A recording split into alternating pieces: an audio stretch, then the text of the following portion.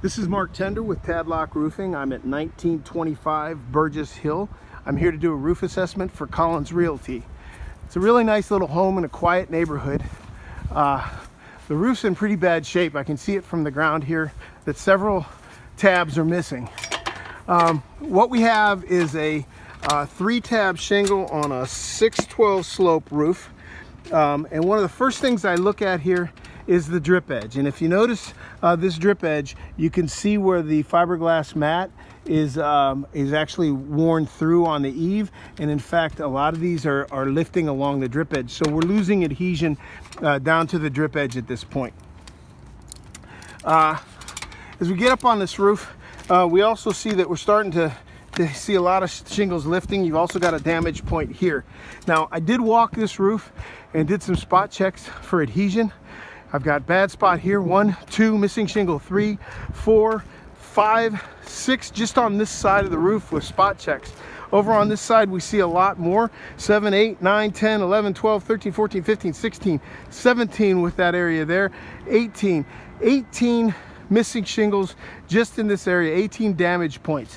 You can look out across this roof and you can see where a lot of the shingles are cupping and curling. That's further indication that the shingles have reached the end of their life and they're getting very brittle and baked out. When we come around and take a look at this side of the roof, you can see a great deal of shingles roofing or missing. Pretty much this whole side of the roof will need to go. We're definitely beyond 25% of the roof that'll need to be removed, which is going to take us to a point where Florida code requires the roof to be replaced. But what I really want to point out to you is ultimately what's happening with the roof and why these shingles are missing.